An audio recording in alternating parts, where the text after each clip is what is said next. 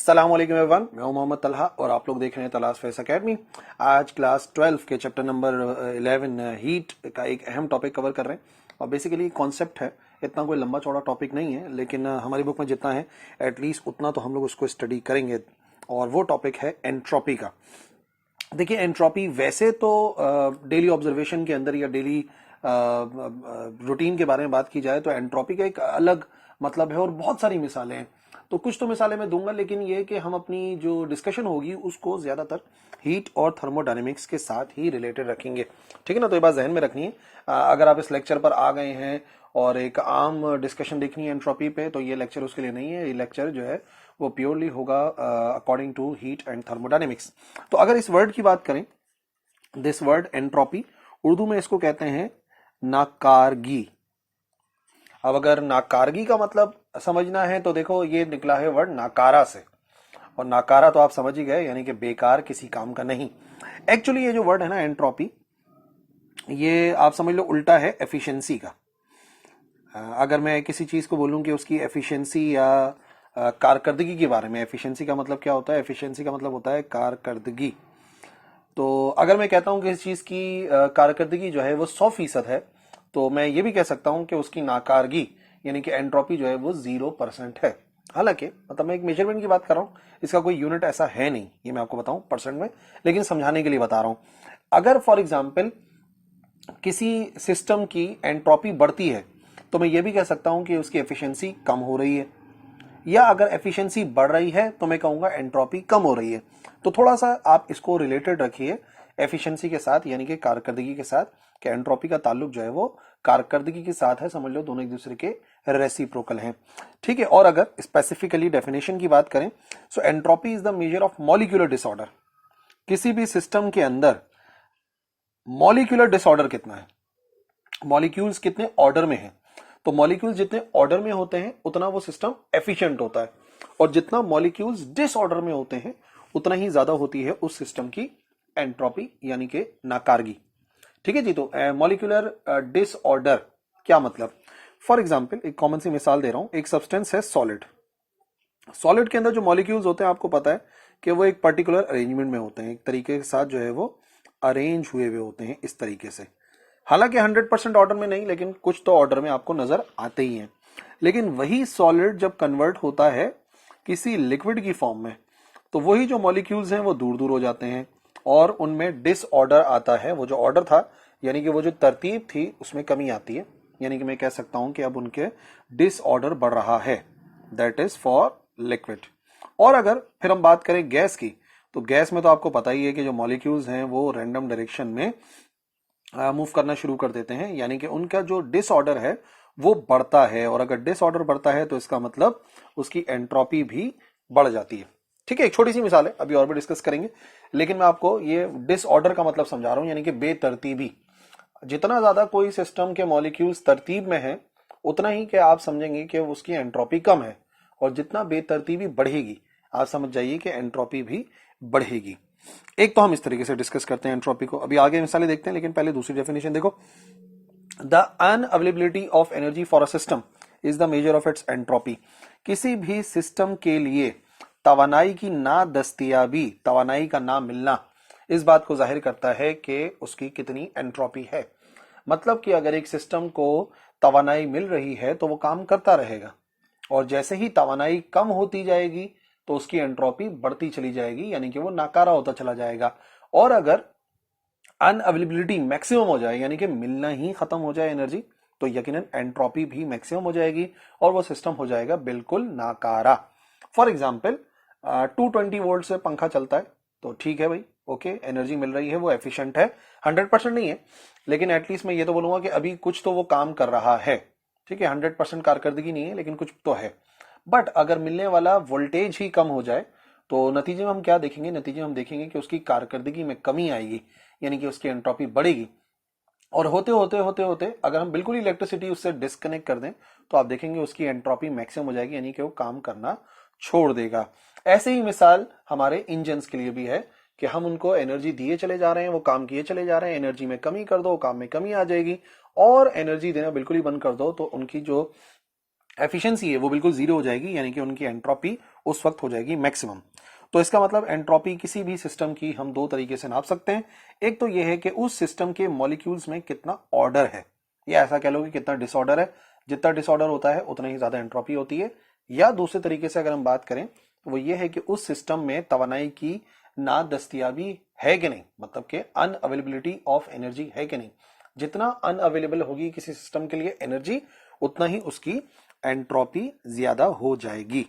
Okay जी। अच्छा, पहले disorder वाली कहानी समझते हैं कि डिसऑर्डर, जो मॉलिक्यूलर डिसऑर्डर है, उसका क्या मतलब है, बेतरतीबी क्या समझे।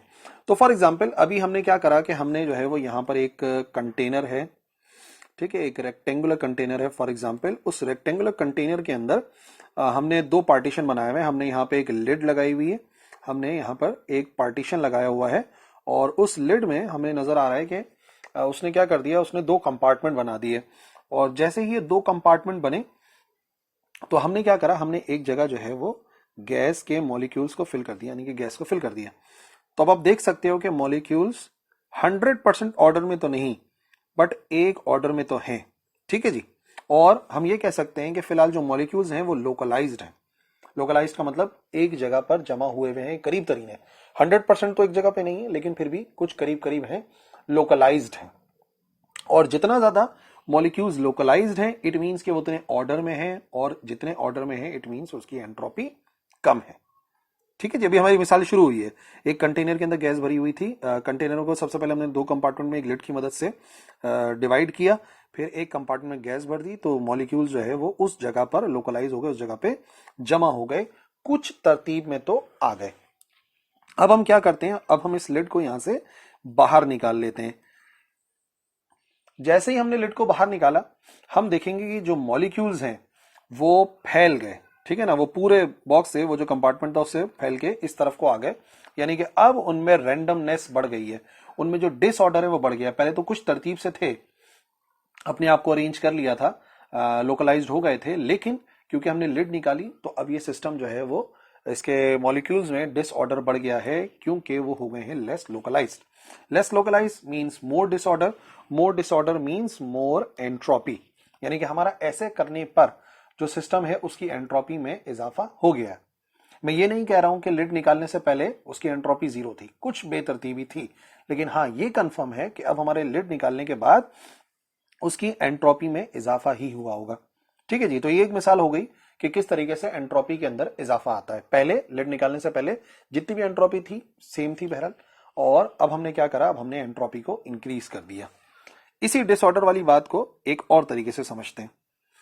ये एक बॉक्स है जिसमें कुछ कलर्ड बॉल्स हैं, जो कि आपको नजर भी आ रही हैं। एक जो है वो ब्लू बॉल्स हैं, हमने वही करा हुआ है ना, इस कंटेनर को हमने बीच में लिड लगा के, ये वही लिड आ गई, और यहां पर जो है वो हमने ब्लू बॉल्स रखी हुई हैं, और यहां पर जो है वो हमने कुछ रखी हुई हैं रेड बॉल्स, और तकरीबन तरतीब से नजर आ रही हैं आपको, ठीक है जी। और दरमियान में एक लिड है, एक रिमूवेबल पार्टीशन है, ठीक है जी। अभी भी 100% एफिशिएंट वो नहीं कह रहा हूं मैं कि ऑर्डर है, लेकिन तकरीबन ऑर्डर में है। बट लिड निकालने के बाद क्या होगा, हमने लिड निकाली और फिर मैंने इस बॉक्स को जोर जोर से शेक किया, यानी कि मतलब मैंने इसको हिलाया इस बॉक्स को। तो दो काम हो रहे हैं, एक तो हमने लिड निकाली और दूसरा हम इसको शेक करेंगे। अब क्या हो जाएगा, बिल्कुल रैंडमनेस, ये जो बॉल है वो एक दूसरे में मिक्स हो जाएंगी। हमने बॉक्स को जोर जोर से हिलाया, तो आप देख सकते हो कि यहां पर बॉक्स को हम शेक कर चुके हैं, पार्टीशन को रिमूव कर चुके हैं, और अब आपको नजर आ रहा है बहुत ही ज्यादा डिसऑर्डर। कोई तरतीब नहीं है, कभी एक ब्लू बॉल आ रही है, कभी दो साथ साथ आ रही है, कभी दो रेड साथ, कभी तीन रेड साथ, यानी कि सब आपस में मिक्स हो गई हैं। और हाँ, एक बात समझने की यह है कि अब बताओ कि मैं इस बॉक्स को कितनी मरतबा हिलाऊं कि वो पहले वाली तरतीब में आ जाए। मतलब 100 मरतबा, 1000 मरतबा, 1 लाख मरतबा, कितनी मरतबा मुझे और शेक करना होगा कि ये पहले वाली कंडीशन में आ जाए, यानी कि रेड सब एक साथ आ जाए, ब्लू सब एक साथ आ जाए। क्या ऐसा मुमकिन है? जी नहीं, ऐसा मुमकिन नहीं है। ऐसा होने की जो प्रोबेबिलिटी है वो ना होने के बराबर है, ठीक है ना। तो हम ये तो देख रहे हैं कि सिस्टम की नाकारगी बढ़ रही है, लेकिन हम ये नहीं देख रहे कि हम उसको दोबारा से तरतीब में लेकर आ रहे हैं, हम उसकी नाकारगी को, उसकी एंट्रोपी को कम करवा पा रहे हैं। पहले वाली मिसाल में भी इसको आप डिस्कस कर सकते हो। अब अगर मैं दोबारा से यहाँ पे लिड लगा दूं तो क्या ये तरतीब में आ जाएंगे? जी नहीं, ये तरतीब में नहीं आएंगे, यानी कि डिसऑर्डर बढ़ता है। और ये तो हमारी एक लाइफ का, टाइम का इशारा है याद रखिए वक्त के साथ साथ चीज नाकारा होती जाती है, जो सिस्टम होता है उसमें डिसऑर्डर होता चला जाता है, चाहे वो इंसान हो, चाहे वो कोई मशीन हो, कोई इंजन हो, कुछ भी हो। तो ये एंट्रोपी को ये भी कहा जाता है कि बेसिकली वो टाइम के फ्लो को शो करता है, क्योंकि टाइम फ्लो करता है तो एंट्रोपी बढ़ती है, either it could be any system. तो यहाँ पे हमने देखा शेक करने के बाद इस सिस्टम की एंट्रोपी में इजाफा हो गया है। सो अगेन आपने यहाँ पे देखा कि एंट्रोपी इज इंक्रीज्ड। दूसरी जो बात थी वो थी एंट्रोपी अनअवेलेबिलिटी ऑफ एनर्जी के लिहाज से कैसे समझ सकते हैं। एक सिस्टम सपोज कर रहे हैं, उस सिस्टम के अंदर एक सिलेंडर है, ठीक है ना, फॉर एग्जांपल ये आ गया एक सिलेंडर। इस सिलेंडर में हमने फिल की हुई है कोई भी गैस, ठीक है, और यहां पर आपको नजर आएगा एक मूवेबल पिस्टन, ठीक है, यहां पर एक मूवेबल पिस्टन आ गया जो कि मूव कर सकता है। अब हम क्या करते हैं, इस सिस्टम को उठा के हम रख देंगे एक हॉट बॉडी पे, जिससे ये हीट को एब्जॉर्ब करेगा, ठीक है। As we know that heat is a form of energy, और ये फॉर्म ऑफ एनर्जी जब यहां पे जाएगी मॉलिक्यूल्स के पास, तो मॉलिक्यूल्स की काइनेटिक एनर्जी में इजाफा होगा। जब मॉलिक्यूल्स की काइनेटिक एनर्जी में इजाफा होगा तो वो फोर्स अप्लाई करेंगे, और दीवारें तो मूव हो नहीं सकती, लेकिन हाँ ये पिस्टन मूवेबल है तो पिस्टन को जरूर मूव करवाएंगे। अब आप नोट करना, हीट इसको मिलती रहेगी, जब तक हीट मिलती रहेगी जब तक पिस्टन मूव होता रहेगा, यानी कि सिस्टम काम करता रहेगा, ठीक है। अब मैं पहले से बता रहा हूं, आपने इसको नोट करना है। हीट मिलती चली जा रही है, पिस्टन मूव करता चला जा रहा है, मतलब कि ये सिस्टम काम करता चला जा रहा है। देखिए हीट मिली, और हीट मिलने की वजह से सिस्टम जो है वो काम कर रहा है, गैस फैल रही है, पिस्टन ऊपर की तरफ जा रहा है, लेकिन एक वक्त आया काम स्लो हुआ और पिस्टन रुक गया। पिस्टन के रुकने की क्या वजह हो सकती है? पिस्टन के रुकने की वजह यह हो सकती है कि अब जो हमारी हॉट बॉडी का टेम्परेचर है, लेट्स से T1, वो हमारे इस गैस के टेम्परेचर के बराबर हो गया, यानी कि T1 T2 के बराबर हो गया। जैसे ही थर्मल इक्विलिब्रियम हो गया, हीट यहां से यहां जाना खत्म हो गई।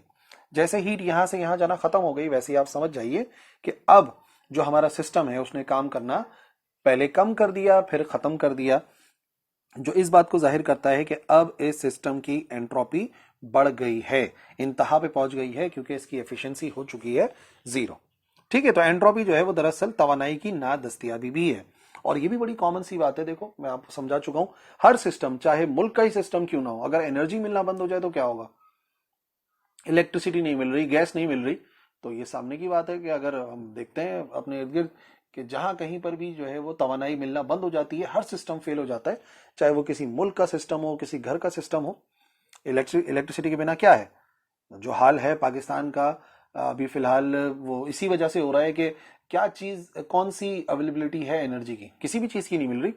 मतलब आटा नहीं मिल रहा, और मतलब पेट्रोल महंगा होता चला जा रहा है, इलेक्ट्रिसिटी महंगी होती चली जा रही है। तो यही वजह है कि जब भी अनअवेलेबिलिटी ऑफ एनर्जी होती है तो सिस्टम नाकारा होता चला जाता है, जो कि बदकिस्मती के साथ फिलहाल है इन केस ऑफ पाकिस्तान। बहरहाल आगे बढ़ते हैं।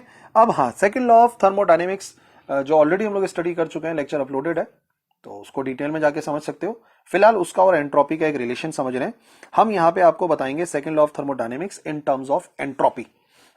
सेकंड लॉ ऑफ थर्मोडायनेमिक्स कहता है कि किसी भी सिस्टम की एंट्रोपी या तो कांस्टेंट रहती है या फिर इंक्रीज होती है। दो ही केसेस हैं, या तो सेम रहेगी या तो इंक्रीज होगी, डिक्रीज नहीं हो सकती। उसके लिए बिल्कुल ही सिस्टम चेंज करना पड़ेगा। जैसे वो बॉल वाली मिसाल थी, दोनों ब्लू बॉल्स थी और रेड बॉल्स थी, तो उनको सबको बॉक्स से निकालना पड़ेगा, दोबारा तरतीब करनी पड़ेगी। जो वाली एग्जाम्पल थी लिड वाली, कंटेनर वाली, तो उसके अंदर क्या, गैस को दोबारा से निकालना पड़ेगा, लिड डलेगी, दोबारा से गैस को इंसर्ट करेंगे, तो वो एक अलग मामला है। वो हम तो सिस्टम को ही चेंज कर रहे हैं, हम एंट्रोपी को डिक्रीज नहीं कर रहे, ठीक है जी। लेकिन अगर मैं आपको बताना चाहूं कि कांस्टेंट कब रहती है, याद रखिए जो प्रोसेस साइक्लिक हैं, जो कि रिपीट होते रहते हैं, उनमें जो भी खराबी होती है, जो भी नाकारगी होती है, वो कांस्टेंट रहती है। हम ये नहीं कह रहे कि 100% एफिशिएंट है, बट उनकी जो भी खराबी होती है, जो भी एंट्रोपी होती है, वो सेम रहती है।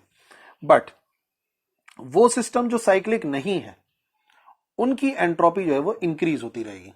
ऐसे प्रोसेस जो कि साइक्लिक नहीं है, वो अपनी जो नॉन साइक्लिक प्रोसेस है, वो अपनी एंट्रोपी को लगातार इंक्रीज करते रहते हैं। तो जो भी सिस्टम है, जो भी काम कर रहा है, जो कि रिवर्सिबल नहीं है, इररिवर्सिबल है, तो उनकी एंट्रोपी वक्त के साथ साथ बढ़ती रहती है। And this statement is second law of thermodynamics in terms of entropy. The entropy of a system either remains constant, या तो कांस्टेंट रहती है या फिर इंक्रीज होती रहती है, ठीक है जी। आखिरी बात एंट्रोपी से रिलेटेड, आप इसको मैथमेटिकली भी समझ लो कि एंट्रोपी को मैथमेटिकली कैसे डिफाइन कर सकते हैं। तो याद रखिए एंट्रोपी मैथमेटिकली शो होती है वेयर, ये जो फॉर्मूला आपको नजर आ रहा है इसमें क्या चीज किसे शो कर रही है, यहां पर डेल्टा एस जो है वो चेंज इन एंट्रोपी को शो कर रहा है। एंट्रोपी भी एक स्टेट सिस्टम है, उसका चेंज तो मालूम कर सकते हैं, एग्जैक्ट वैल्यू नहीं बता सकते। मतलब हर मिसाल में मैंने ये कहा कि हम नहीं कह रहे कि 100% एफिशिएंट है, लेकिन हाँ एंट्रोपी का बढ़ना कम होना ये हम देख सकते हैं या कांस्टेंट रहना। तो delta S is the change in entropy. और what is delta Q, delta Q कितनी हीट जो है वो हम सप्लाई कर रहे हैं, या अगर रिलीज कर रहे हैं तो फिर हम वो साइन चेंज कर देंगे। तो फॉर एग्जाम्पल मैं लिख देता हूं हीट सप्लाई की जा रही है सिस्टम को, और जब सिस्टम को सप्लाई की जाती है हीट, जब सिस्टम को सप्लाई की जाती है हीट, तो याद रखिए डेल्टा एस इज पॉजिटिव। जैसे आप सबसे पहली वाली मिसाल, बर्फ को हीट दी उसकी एंट्रोपी बढ़ गई, पानी को हीट दी वो वेपर्स में कन्वर्ट हुआ उसकी एंट्रोपी बढ़ गई। तो अगर हीट सप्लाई करते हैं किसी भी सिस्टम को तो एंट्रोपी बढ़ती है, ठीक है, और अगर हीट रिलीज होगी तो वो नेगेटिव हो जाएगा। और इसी तरीके से टी जो है ये हो जाएगा उसका एब्सोल्यूट टेम्परेचर, टेम्परेचर है, एंड दैट इज एब्सोल्यूट, यानी कि हमें उसको केल्विन में कन्वर्ट करना होगा, सॉल्व करना होगा। ठीक है जी, तो ये आ गया हमारे पास एंट्रोपी का फॉर्मूला। क्योंकि वो स्टेट फंक्शन है तो हम उसका चेंज ही कैलकुलेट कर सकते हैं। स्टेट फंक्शंस किसी भी सिस्टम की स्टेट को डिफाइन करते हैं, जिनको हम एग्जैक्टली मेजर नहीं कर सकते बट उनके चेंज को मेजर कर सकते हैं, और इसी फॉर्मूले के जरिए बना सकते हैं हम इसका unit. Its unit is joule पर केल्विन। ऊपर लिखा हुआ है एनर्जी जिसको जूल में मेजर करते हैं, नीचे टेम्परेचर है एब्सोल्यूट, सो इसको जूल पर केल्विन या जूल केल्विन इनवर्स लिखा जा सकता है। ठीक है भाई, तो आज के लेक्चर के लिए इतना ही है।